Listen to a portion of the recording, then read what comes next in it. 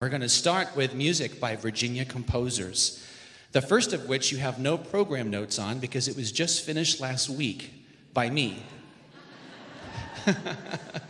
Indeed. So it's been in my bio since I came here last year. I'm a composer, but probably many of you have not heard my music.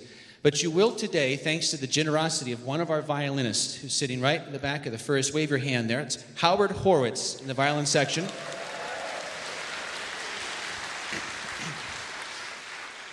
Howard commissioned me to write this piece for Symphonicity and for you, and also to explore some important themes that were important to him, notably through music, expressing a message of truth to power about the injustices that have existed in our history, not only in Virginia but around the world, of racial and ethnic injustices, things of that nature.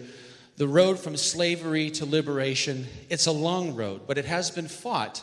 And we continue to progress. And in Virginia, we've made great progress, and throughout the world, we've made progress. But it's progress that must not end. And his music, his idea for me was to write something that is that charge for the future. But to do that and to help tell that story, I've used just a few small musical quotes to help explore this. And I'd like to share them with you now, since you don't have program notes, and I think it will help you appreciate the work. So the first thing that you're going to hear is the snare drum, and it plays a rhythm that mimics the word slavery. Dum, ba bum, bum, ba bum. Let's hear that now.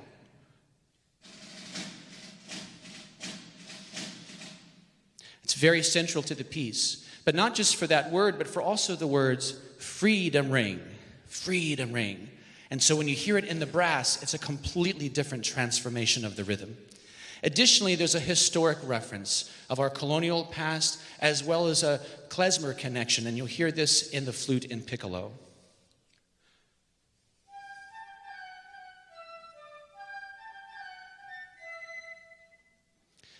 And to help tell this story, I used a very small fragment of the well-known African-American spiritual, Wade in the Water, a piece which lyrics actually describe the Exodus 14 from the Bible, the Israelites leaving Egypt.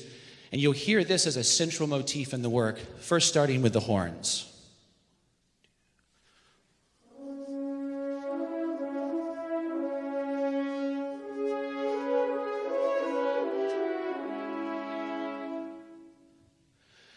And the rhythm of slavery does return later in the piece, but now in the timpani, more subdued, more muted, part of the underbelly of society where we have to be vigilant about its presence and the need to progress beyond it. And you'll hear that in the timpani.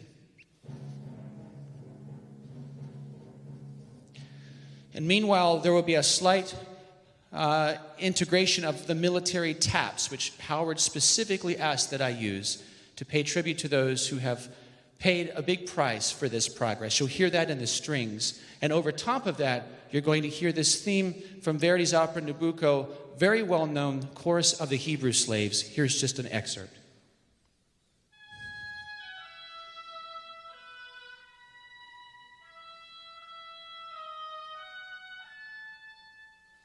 So together, all of these things are brought together in a 2-minute fanfare that tells the story from where we've been to where we are going, where we will go if we work together for progress. It's called Cherut, a Freedom Fanfare.